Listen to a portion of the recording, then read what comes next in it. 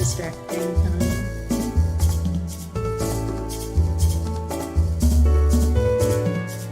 You're okay, Mom? Yeah, if anything, it looks like a nice backdrop. Like, Okay, good. Just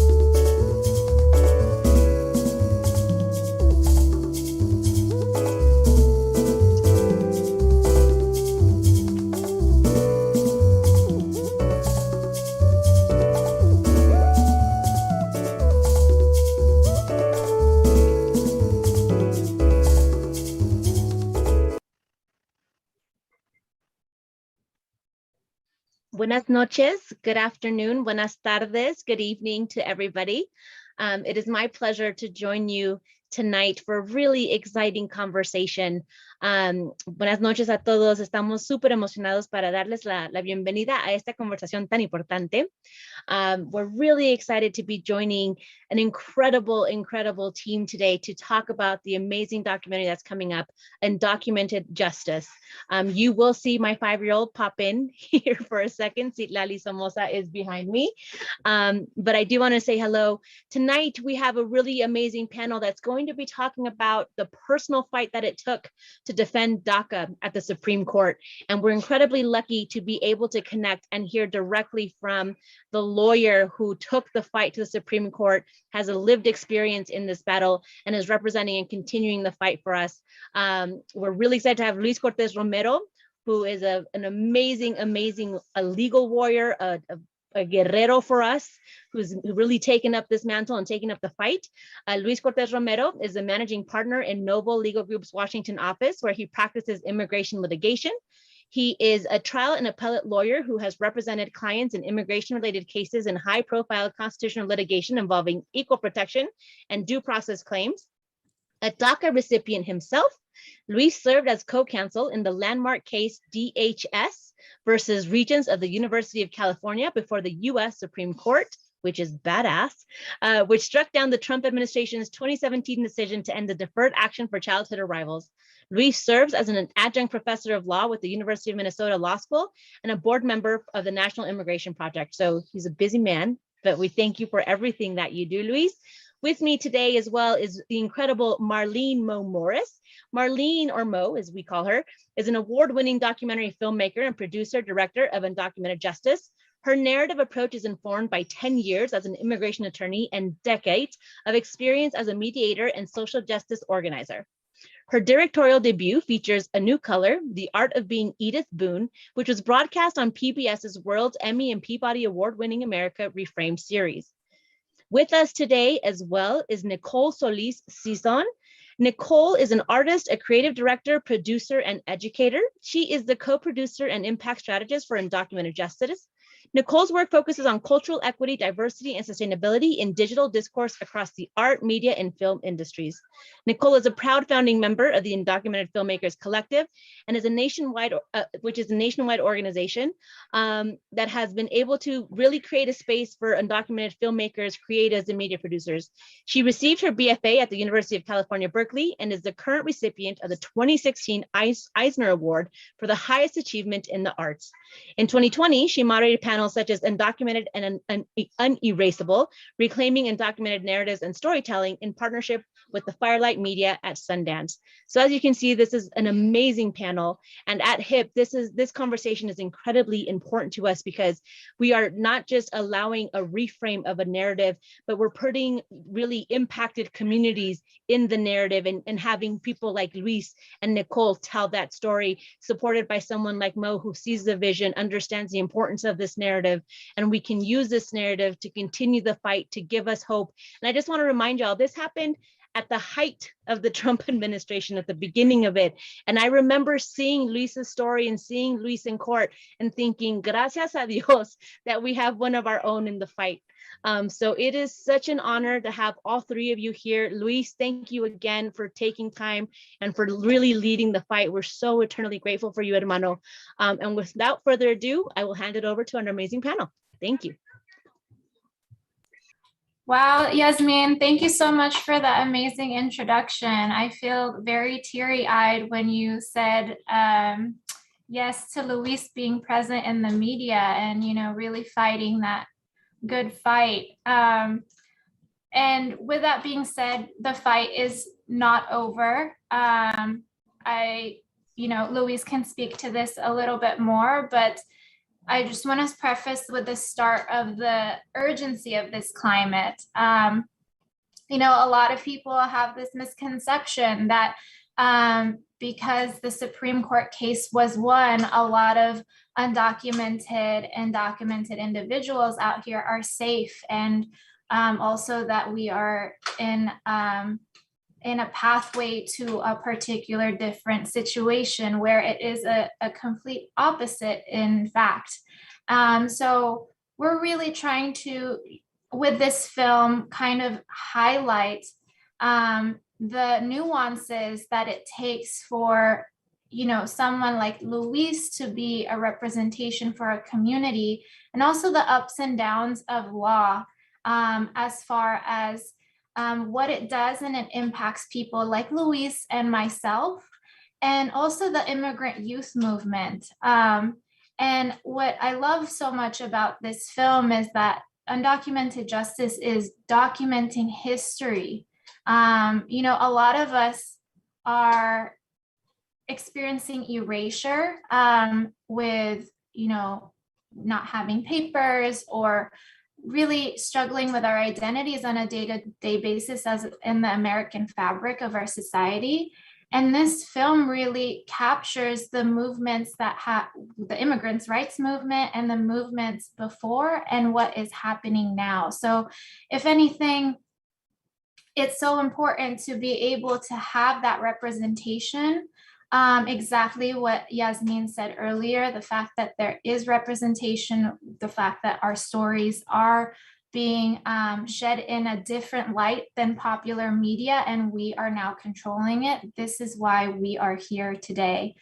I am a proud founding member of the Undocumented Filmmakers Collective, and it has been such a great experience to be able to partner up with the director Mo Morris here for the ability to really capture this is a movement. This film is a movement, and Mo really allows us to really partner and change our lives. I'm currently documented, and I find that this is an opportunity for people to move forward from extractive storytelling and really understand the importance of putting a more positive narrative of immigrants on screen and documenting that for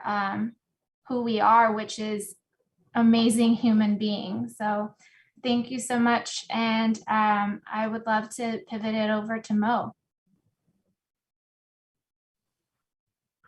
Thank you so much, Nicole. Really great, great summary of where we're all trying to go with this project. And thank you to HIP very much. Really appreciate the partnership and the the belief that you have in the power of storytelling and this project in particular. And I do want to give a shout out to two other very important members. We have a whole team. It takes a village to make a film.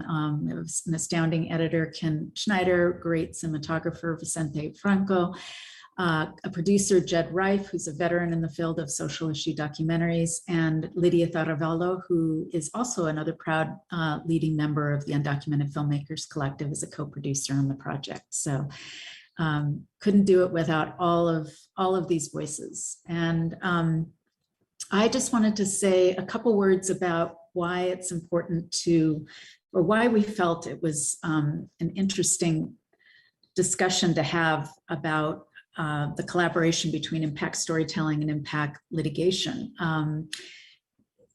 As the things that I see that are in common, and Luis can speak more to the impact litigation side, but it's the effort to create change through whichever strategy, whichever medium we are prepared to operate in. And in my case, it's storytelling. Luis is lawyering, and it's starting with an individual seed, a story, one character, one client. And whether it's by choice of identifying that client and building a movement around them, or it happens by chance, you have a client, contact you because they're in detention and they need help, and you build a national movement around that person's plight. The goal is to reach as many people as possible, to partner with as many organizations, stakeholders on the ground, grassroots, philanthropists, media outlets, educators, to really get the message out and work together to create that change. So that's something of what I see in common. And I just wanted to set up the clip that you're about to see. We put together a few of the scenes from the film that is in production and hopefully soon to be released next year, God willing. So these are not necessarily scenes that go together in the film, but they are meant here to give you a sense of how we approach the character, how we approach the subject.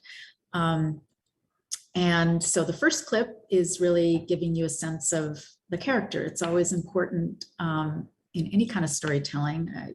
It's the same in brief writing or appearing in court. You've got to bring out the points about the individual that will help the audience connect and empathize and want to get involved. And so this gives you a little sense of Luis's journey as an undocumented child coming to this country as a 1-year-old, to becoming a lawyer who happens to be undocumented, and how difficult that was. And yet how rewarding and important it is that someone like him is in that role. So you'll see a clip. What you'll see in the second part of the clip is Luis, as part of a panel of other distinguished lawyers, presenting to the Latino Student Association at Berkeley Law School. They convened for a conference, and Luis and these others that are well known in the field and part of the DACA case presented to this group of law students. So it was an incredibly impactful panel, and I think you'll see why. So I'm going to ask you to roll the tape, please.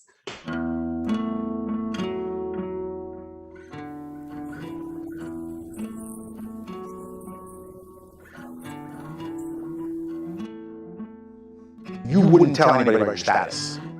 You tell the wrong person, you're giving them a lot of information that they can then use to retaliate. So you kept it quiet.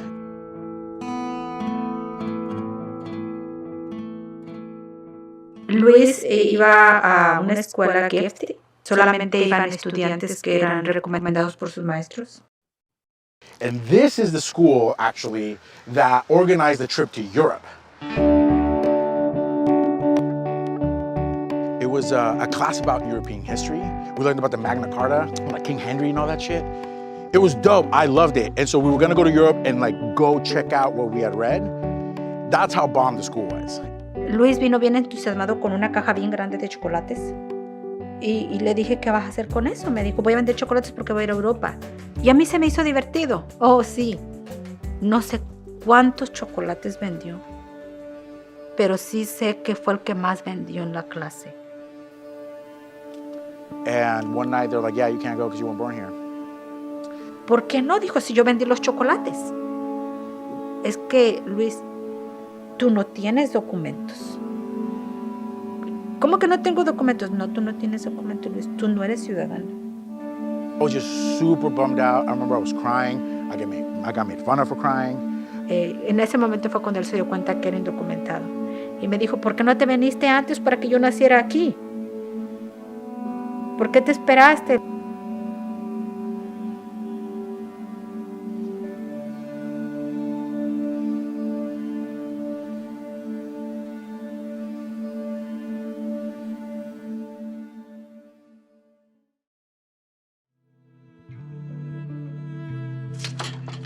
I got a phone call on a Friday afternoon saying they took my brother, he has DACA. And I was like his fifth call. He had already called other attorneys, but because it was Friday afternoon, they're like, oh, he's at the detention facility, we'll see him on Monday. But I immediately knew that something was wrong. That if he had DACA and he had done nothing wrong, they should not be detaining him. And I have DACA, and I was imagining how I would feel, which is very freaked out, if they all of a sudden said, that doesn't matter, you're coming with me. The government said because you have a tattoo and because you're Mexican, you must be a gang member. Very early on, they knew that was not true, but they kept saying it anyway. They said it over and over again. Daniel would make the worst gang member. About 20 minutes. Yes, he's the sweetest person. Yeah, I would hate to have him in my gang. So let Ethan know this matters a lot to me because they're saying that it's a tattoo problem. We know about the criminalizing of brown identities. He has DACA, and I'm brown, I have DACA, and I have tattoos. This could have very well been me. And I remember lifting up my arm and showing Ethan, and Ethan saw kind of the seriousness of it, and he says, yeah, we have to do something. This is Sunday night. We have to file first thing tomorrow morning, like at 8 o'clock in the morning, so we're gonna write through the night. I legit laughed, because I thought they were kidding. There's always a million reasons not to do something. It's too late, we're too tired, it's too early. You gotta fix your car. You gotta fix my car. But knowing how to recognize opportunities is important, and as you're becoming lawyers, you know, knowing to recognize and take these opportunities can take you really far. How's it going? Good, how are you? Doing well, nice to meet you. I want to pick your brains as DACA recipients about how sort of like setting up the business. I started law school before DACA. Undocumented students can't get financial aid. And that was a big issue because law school is expensive. And then I realized that it was cheaper to pay out-of-state tuition than to pay in-state tuition in California. You know, money talks. So I ended up going to the University of Idaho. Hi, Luis. So I just wanted to say, first, man, I really appreciate the work that you do. You all want to do immigration and criminal defense. I mean, you're learning two areas of law, so, you know, it's just harder. Right. But we never let hard get in the way. Right. I had resigned myself that I was not going to be able to practice law. I didn't have the authority to work, and I didn't have a social security number, so I just figured I was going to go back and do what my parents did, which is work respectable blue-collar jobs, but not practice law. So I called my mom and I said, I'm packing up my stuff and I'm leaving because I'm not going to get to practice law. So why do this at all? Le dije, oh, no, ya empezó, ahora termina. Si no puede practicar, no importa, pero empezó algo, termínelo. She hella yelled at me, and she said that I wasn't allowed to come back, that even if I didn't get to practice law later, whatever I learned in law school, they couldn't unteach me, and that we don't get to these spaces often.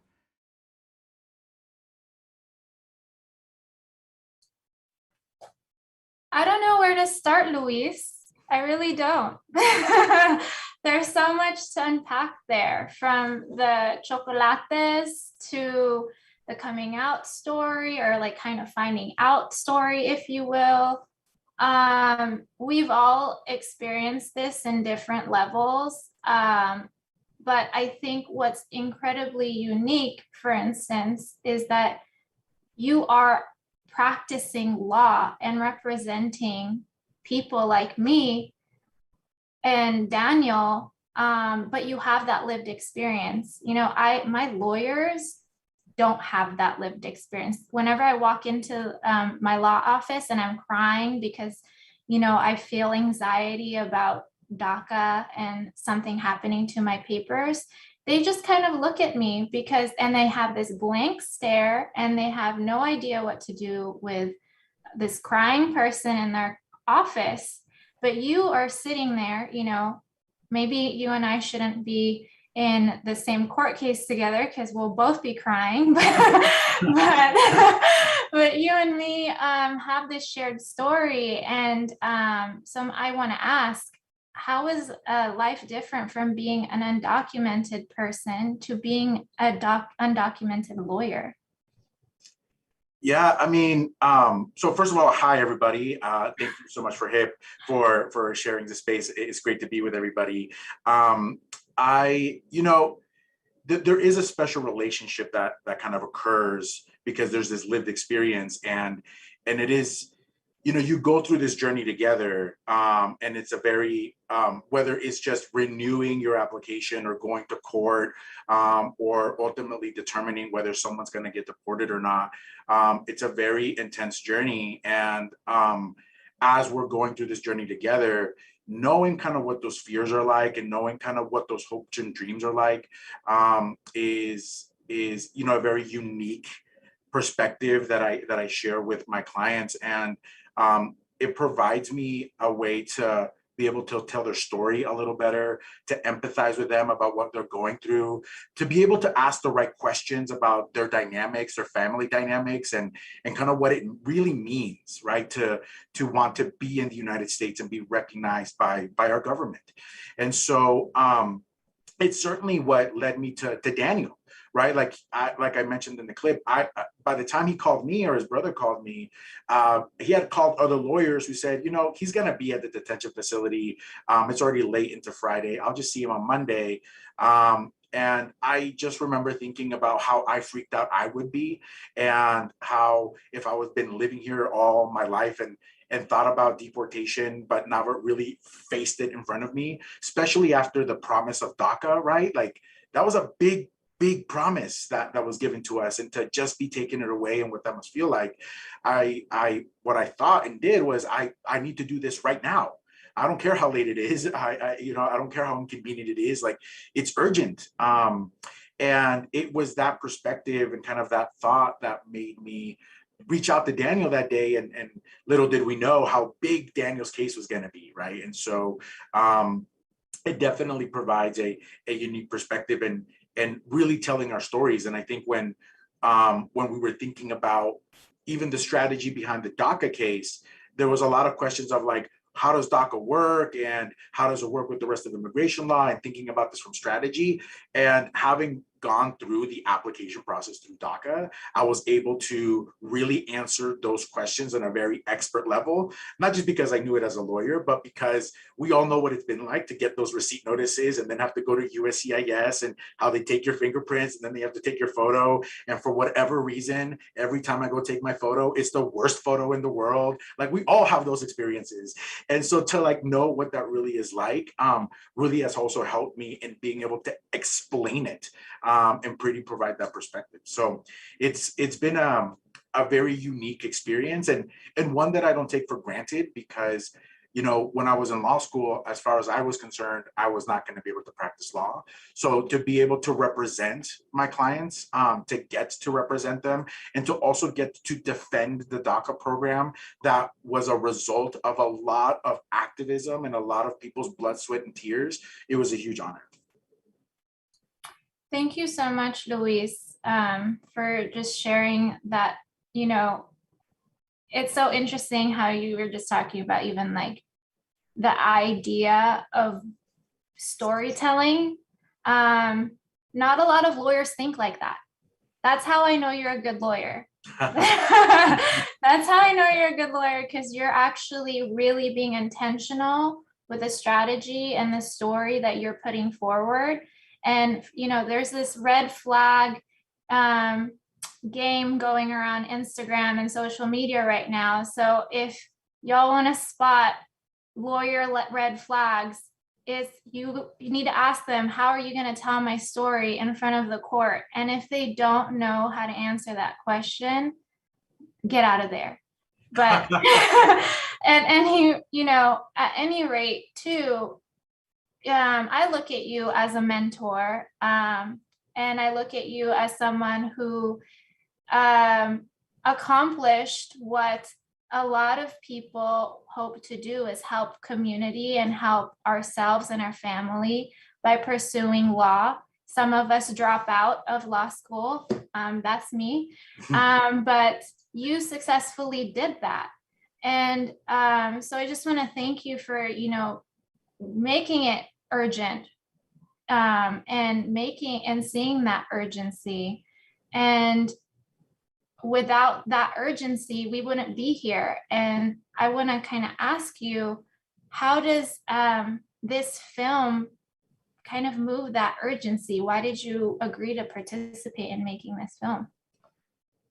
Yeah, you know, in the last few years, there's been a lot of films done about the topic of immigration. And one of the things that I root myself in is there's something very unique about the immigrants' rights movement, that and particularly like the what started years ago as like the immigrant youth movement, like immigrants' rights youth movement. I don't know how young I feel now, but I definitely was young then, right? When we were really pushing politicians, no matter what side of the aisle they were on, to pass something. And then we pressed Obama to push on DACA after he broke promises on his immigration policies. And so it was something that was very much pushed and thrusted by the people. When we were going into the Supreme Court, I knew that our part was only a portion of what was happening. There was a lot of activism on the floor, a lot of people pushing to make sure that we were changing the public message.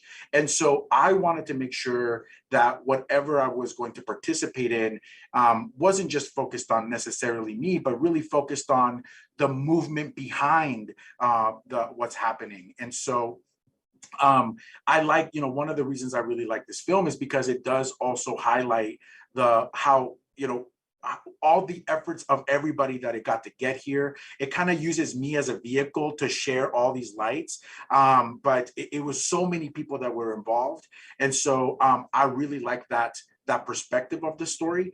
Also, and I think to your credit, Nicole, and I know we have Lideth, it's one of the few films that is being produced by the people impacted, right? Like they have a stake in the game, and a way into which we tell our stories, which I think has been part of this movement all along. So having people like you and people like Lideth be part of that has been one of the things that has been very inspiring to be part of this film. Aside from Mo's vision of really capturing the movement that is happening now. So that's been one of the things that's gotten me very excited about participating here. Thank you, Luis. And right now we're gonna go ahead and kind of pivot with Mo. Now that you mentioned Mo and you kind of kicked off with Mo, would love to bring her in and kind of ask a couple of questions. Hi, Mo. And to that point, would want to kind of dive right in. And Luis just shared how, like, what makes him inspired to participate in this film. Why did you want to tell the story? And would love for folks to know your immigration background and why did you want to become a filmmaker? Thank you, Nicole. As you mentioned, and as Yasmin mentioned, I started my career as an immigration lawyer, and that was very intentional. I was drawn to the field because, I wanted to try and do good. As lawyers, there's lots of ways to practice, but that's one where it sort of borders on social work, and it was really attractive to me. And I did that very happily. It's difficult work, it's draining, but I did that for a good decade, and then just had the desire to try something else and moved on to something else. And all along the way, the next thing was mediation and eventually documentary filmmaking. But along the way, I realized it was all about storytelling. It was, first being the advocate that told a story that my clients needed to be told in a certain way, in a certain contrived environment, that was not something that they may have had access to or knowledge about how to approach, but that's where I came in. And then with mediation, it was facilitating a dialogue so people could tell their story to each other and hopefully come to some sort of resolution. And then documentary filmmaking is something that's really spoken to me because it's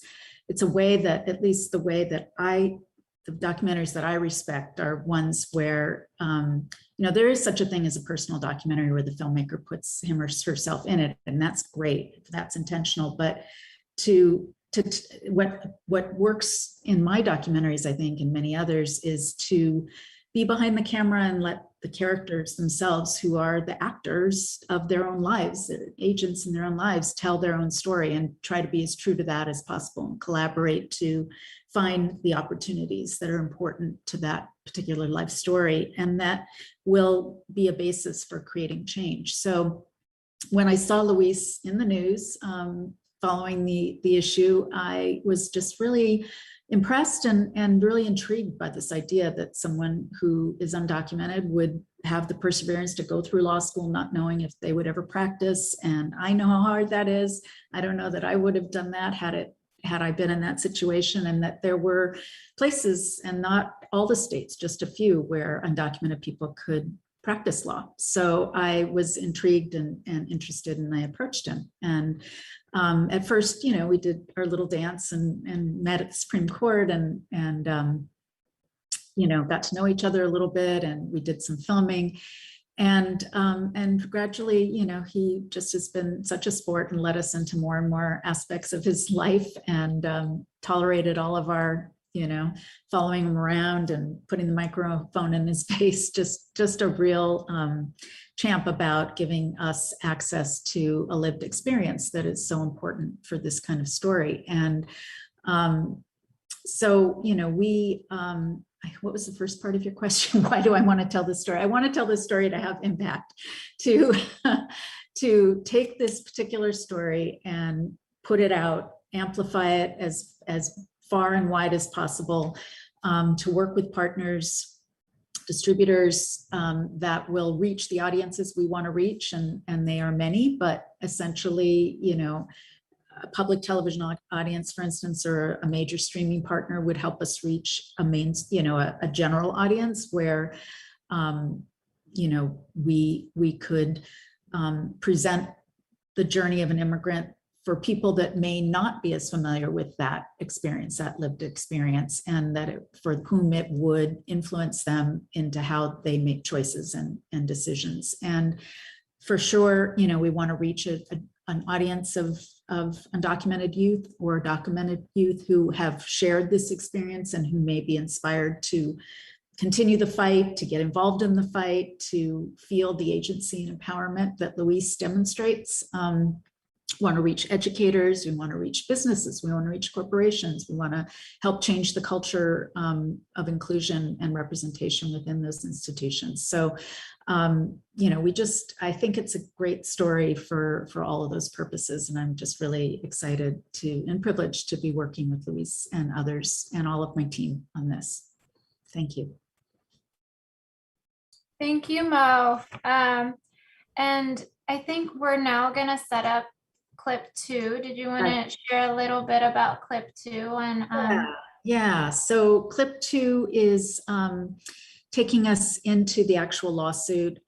As Luis mentioned, the first client that this litigation team represented was Daniel, and he was the first DACA recipient to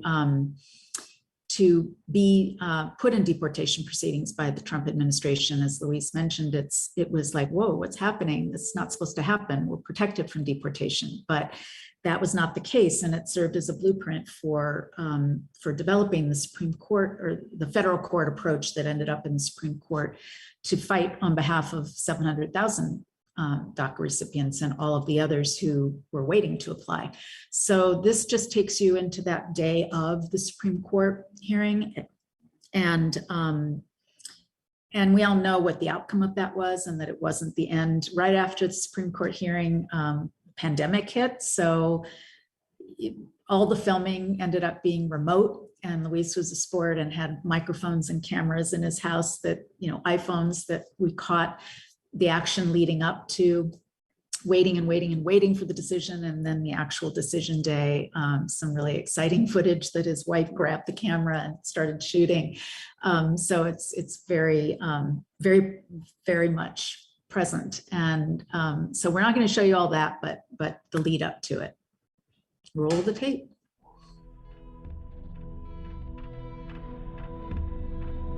One of the things that DACA did is that it really made this conversation part of the larger discourse. And I think it introduced people to the concept in many places that maybe weren't so immigrant friendly. And it got them to move a little bit, so much so that we have one of the most conservative lawyers, Ted Olson, come and join our fight. Ted has represented presidents, he's represented some of the most powerful corporations in the world. This will be his 65th argument in the Supreme Court. I was very moved when I was asked whether I'd represent the DACA recipients in the Supreme Court. Every single one of them has a very touching, moving story. And I thought it was insane for this country not to give them an opportunity to work and support themselves. And I wanted to help. This is where I do the work. Preparing for this kind of a case was necessary to speak to them, to listen to them, to earn their trust. They have to believe in you. If they don't want you to be the person to do it, then you shouldn't be doing it. There was pushback from the immigrant rights community. They thought someone who was conservative couldn't tell stories correctly, or that there was an ulterior motive. I don't know. I thought it was going to be helpful. And, I think, the name of the game is to win. And we knew the composition of the court. We knew that there was more conservative justices than not. Ronald Reagan once said, you can go to Japan, but you can never become Japanese. Or you can go to Norway and never become Norwegian. But you can come to America and become an American. We've all come to this country in various different ways and from various different places.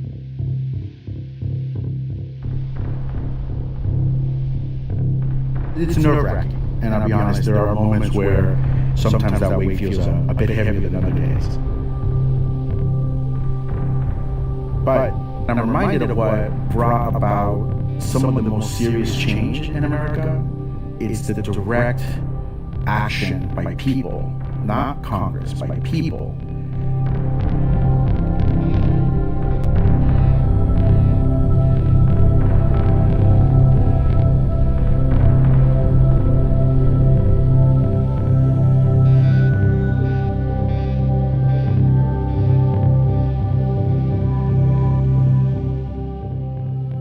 So I do feel inspired that even if the decision goes the other way, that we're in a moment where we're shifting America to the promise that it's supposed to be.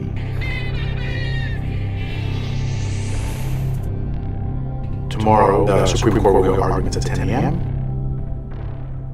I've heard the tough arguments on this case and the points where this case can fall apart.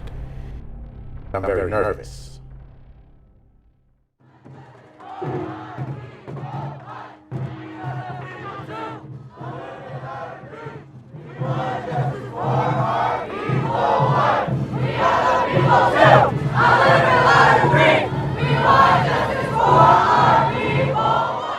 I'm hoping that Congress really hears the roars of the community. We have thousands of people here, and this is really what made DACA exist.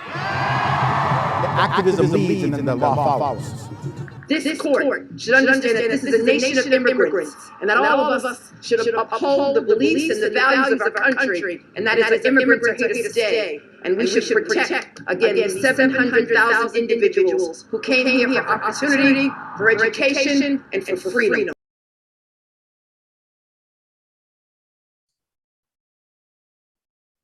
Well, I think the series of clips that we saw right now is why there is a misconception that dreamers are free, because we went from winning and feeling safe,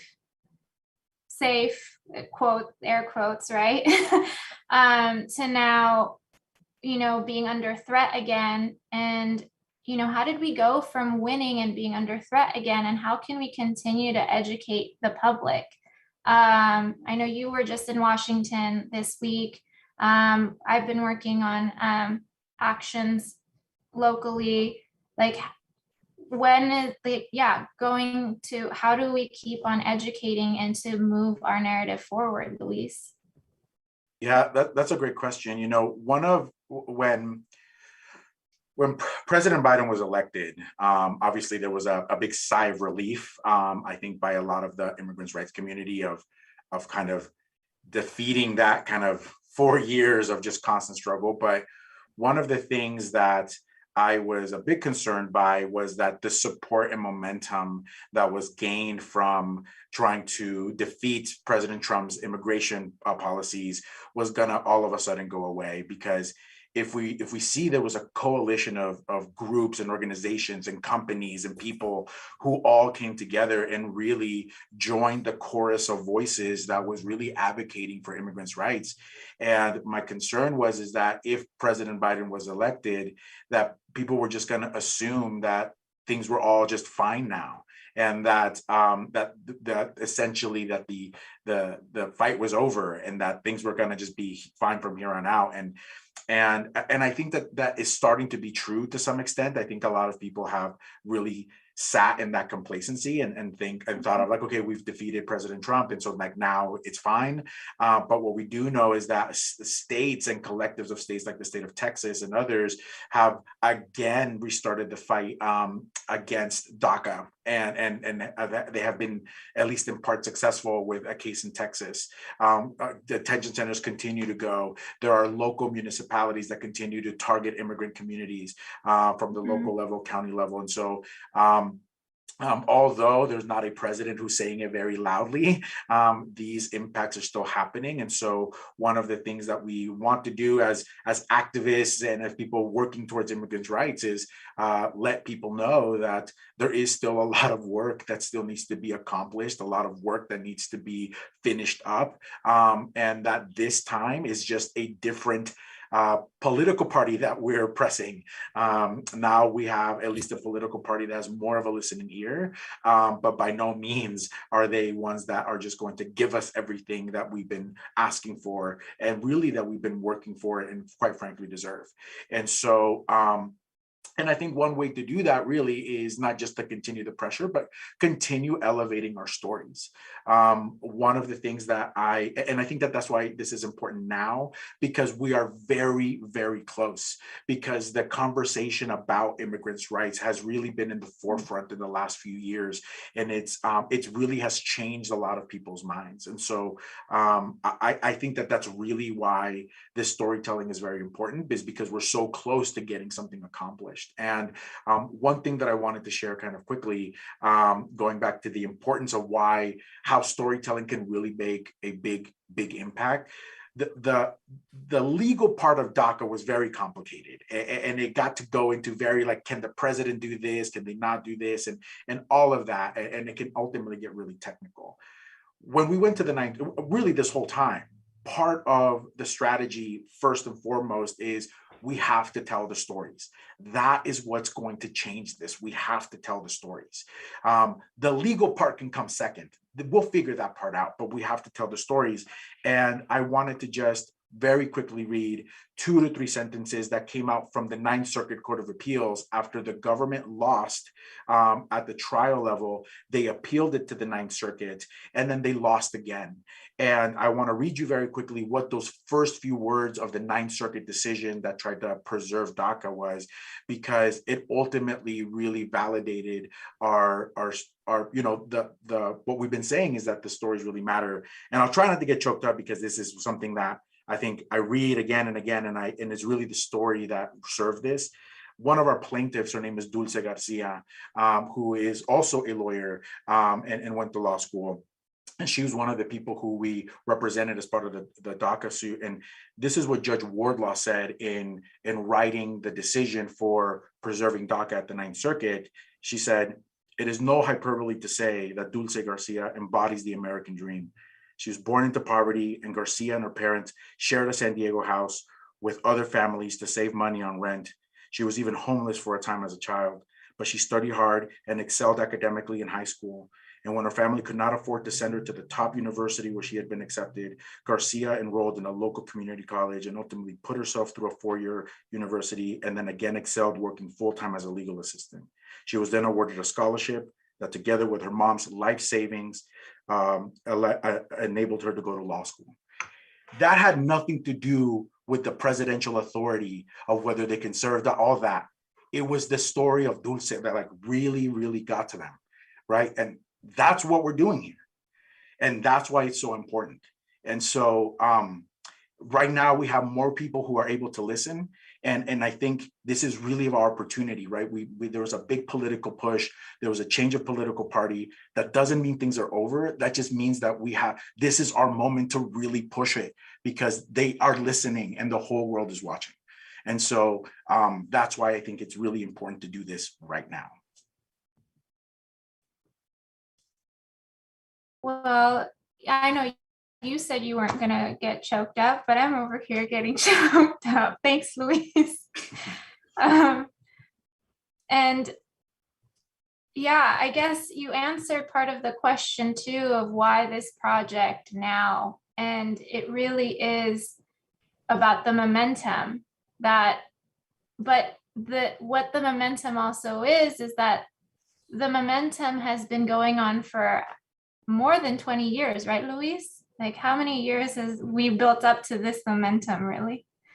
Yeah, I mean, the DREAM Act was introduced in 2001, right? And it's been reintroduced and reintroduced and reintroduced. And we've been waiting since 2001. And people have been pushing since 2001. And we've lost some people along the way. You know, in doing these efforts, people have been arrested and they have been placed in deportation proceedings. And some of them have been deported in effort to try to do this. So it's been a long fight. But it's one that's been it's had a lot of gains, and there's been some fruit that has come from it, because the conversation about immigration has really changed. And if you were to ask anybody, there was a DACA in 2012, and so we can kind of have this, like, what was life like before DACA? A lot of us remember, a lot of our OGs remember what life was like before DACA. It was scary. Yeah, and I think even then, if you were to ask anybody, like, hey, do you think there's a part of the immigrant community that should not be deported? You would get an overwhelming just no, like everybody should be deported. Yeah. At least now there's some agreement that, like, and obviously we want to protect all of our community members, and it's about all of our families. But that's a momentous shift to get some people to agree, like, yeah, like maybe I was thinking about this the wrong way. And maybe, I didn't realize that somebody who I knew was undocumented. And it's really kind of just putting that out there. And schools are starting to know who Dreamer students are and DACA students are, right? For any of us who lived in California and there was the AB 540, and sometimes we identified as that, we were AB 540 students. Yeah. Sometimes counselors didn't even know what that was. So it definitely has been some momentous strides, but you're right. It's been a long, long time that we've been pushing for this. Yeah, and I just want to say, you're giving me so much flashbacks on just how far we've come and why this project is really, really putting and shifting the narrative into a different light.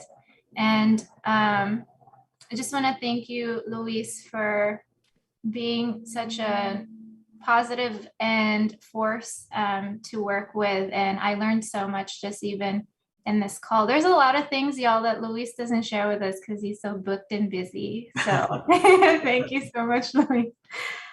And we're going to pivot it back to Mo.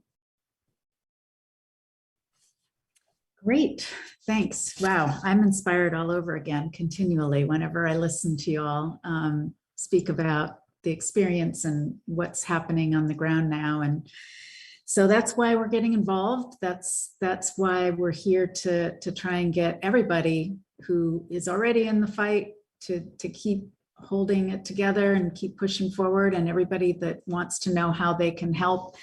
You know, we're all in this together. So, oops, I'm not quite in the frame. Let's see. Oh, it's a little bit better. I'm trying to dodge the sun here. So yeah, I mean, as I mentioned earlier, we're trying to create a strategy that will reach all of the audiences that we want to reach, that will have the desired impact. And that's something that social impact documentary filmmakers think about, along with all the other hats, which is, you know, shooting the film and editing the film and raising money for the film and connecting with partners.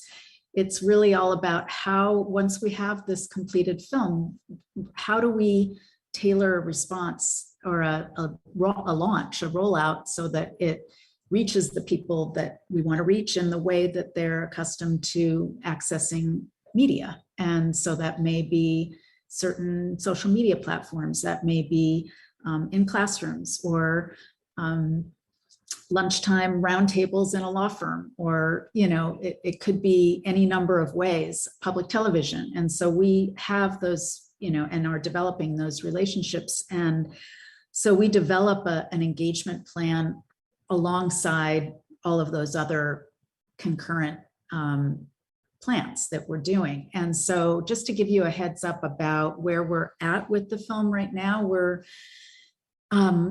as I mentioned, we really would like to get it out for next year. There's a big midterm election coming up. Everybody knows that it's gonna either potentially keep us in the fight for moving things forward, or it's gonna set us way back. And there's a lot of work to be done in every arena. And what we can do for our part is to partner with immigrant rights groups and develop a strategy to get this in front of as many eyeballs as possible, and to do that before the midterm election, so that there's time, the way that we run it in festivals and in community engagement, whether that's in community gatherings, faith-based communities, workplaces, is to structure, to pair the film with a panel to be able to discuss it and have dialogue with the audience. So in order to do all of that, we're coming to the point where we've got a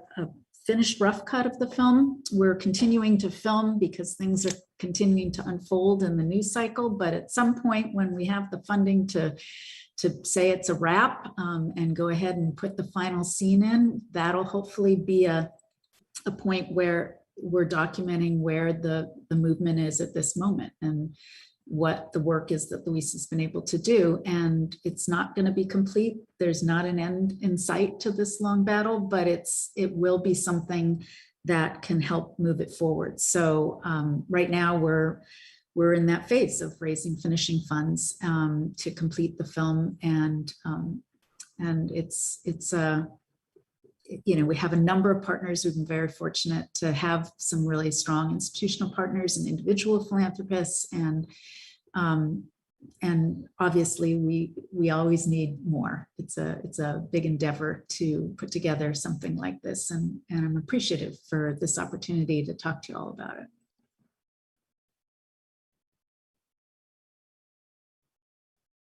So back to you, Nicole. And then we'll go ahead and just, you know, this is really about the movement too, and there's special resources out there that you can take action to support the movement. And we're going to pop in some slides here that can really do a step-by-step breakdown on how you can support the movement. So one is contact your elected representatives and urge them to support a compassionate immigration reform with a pathway to citizenship. My favorite one on this list is that check in with people that you know who are impacted. So check in with documented people who you know, and ask how they're doing and how you can help. I can honestly say that these check-ins are so valuable for myself and others, and for you to really make sure that, you know, we're mentally okay too. Check in on your strong friends. Third is assist us in forging connections and partnerships with leaders in your circle. We have so different ways that we want to impact with this film, and we are very much open to collaboration. Next is sponsor a screening of Undocumented Justice at your school, university, faith-based organization, workplace, neighborhood association, or any other group setting that you can think this best fits. And then subscribe to our mailing list, follow us on social media, and would love if you can provide a tax deductible contribution to the film so we can, as Mo mentioned, have those finishing funds to complete the film and show the film in full and really make the impact that we'd like to have.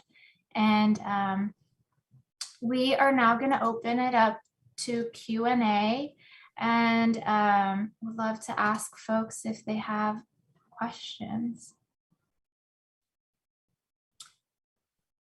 I see here that there is a question around where are folks in the process of creating this wonderful film and how people can get to see the film for the public to see. And yeah, Mo, did you want to go ahead and reiterate, you know, where we are in where we are in the process? Yeah, thanks for that question, Sharon. We are, as I said, just in the process. I think we're maybe 6 months out from releasing the film, God willing. I say that because there's still quite a nut to crack to raise those finishing funds and pull together a strategy that's going to reach the people we need to reach. I would say in terms of helping out, we would really love to connect with anybody who has any ideas for organizations we should talk to, both on the funding side and for partnering for launching the film, because it's really important to be working on the ground with organizations that have that kind of following and that can use this tool in their toolkit to advance the cause. So I would just invite you to contact me directly. It's, I think we can pop that email in the chat, Mo at undocumentedjustice.com. That's Mo, M-O at undocumentedjustice.com. And we can have a conversation. I'm happy to share, you know, where we're at in the budget, what needs to happen. You know, we just invite any input that people have and any ideas that you might have for where the finished film would do some good to be released, and obviously any introductions that you have to some of the people that are the gatekeepers there. So those are some ideas. Do either of the panelists have anything else? I would love to hear from Luis about what people can do to help the movement.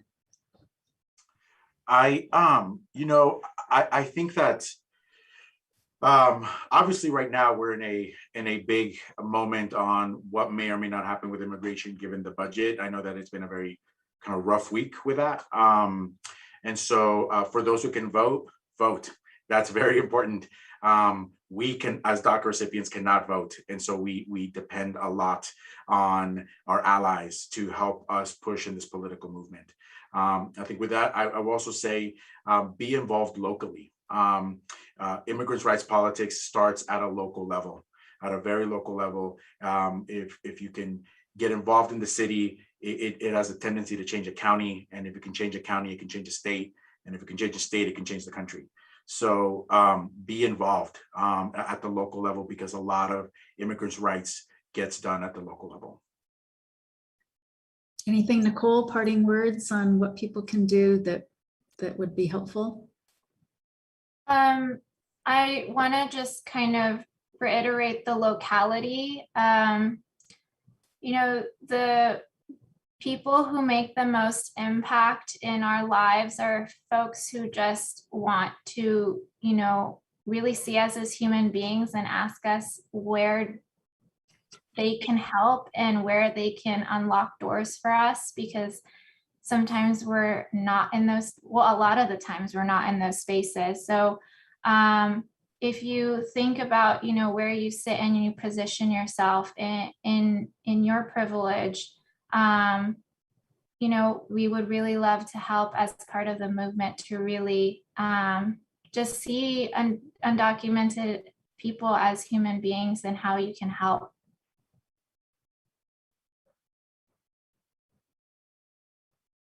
And thank you so much, everyone, for tuning in to this panel. I'll kick it off to Jasmine. Thank you so much, Nicole. I really appreciated that. Thank you, Mo. Thank you, Luis. It's funny because I'm also a recovering lawyer. So I love this, like, this panel of lawyer change makers. And I also grew up undocumented. So everything, you know, Luis, your story of the chocolates, and I'm curious if there were World's Finest Chocolates, because I love World's Finest Chocolate. That's a different day. But none of us ever forget the moment we found out that it was something different. And it was usually most of the times at the expense of something we lost that was ours. That we had won, it was ours, and we lost it, and we just couldn't comprehend the otherness that had happened to us in that moment, and it stays with us, which I think it makes us the people, the warriors that we are today, for better or for good, right? And then we go through a whole new transformation of what really pushed us to survive doesn't allow us to thrive, right? And how do we deal with that? How do we use that power, that knowledge, those skills that we know to then really tell our story in a powerful way without being completely owned by it, right? And I always thought to myself, and I think, Luis, you're such a powerful storyteller, because as a litigator, you're just telling a story. The whole game is who can tell the best story. That's it, honestly, right? Which side, whose story is better, right? And so for me, working in communications, being a lawyer, the two go hand in hand, because it's all about storytelling, telling the right story, and getting people to really understand. And as lawyers, how do we scale empathy? As movement makers and advocates, how do we scale that empathy for people to understand and bring them to like a level playing field around humanity and see our humanity and our dignity, right? And so the work that you're all doing around narrative change, the litigation that continues, the advocacy, the movement building that is still happening on the ground, and that's still happening today, is so critical and so important. And so I will leave this group by saying, anybody who's out there watching, funders, individual donors, give to Undocumented Justice. I want you to visit their site. I want you to donate anything that you can. I want you to tweet about it. I want you to share it on Facebook. I want you to Instagram about it.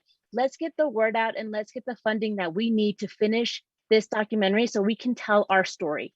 This is a powerful story that needs to be out there. It needs to be told. It's a story of power. It's not a story of pobrecito us. It's a story about this is what happens when David meets Goliath, and we have our champion in our community. So, mi gente, donate. Go to that website, please, www.undocumentedjustice.com. Let's give in as much as we can and share with the world. Thank you so much, Mo, for being the person who's helping us tell this story, the documentary filmmaker who's really holding space and building this container. We are so grateful for everything that you're doing. Nicole, thank you so much for scaling impact and doing the work that you're doing day in and day out to make sure that we get this message out. Luis, you already know you're a badass as well. You have a whole community behind you cheering you on, and just, we have your back no matter what happens, right? So thank you so much to everybody. Again, empty your pockets. Let's get this movie made. And thank you so much, everybody. Buenas noches, mi gente. Thank you so much. Adios.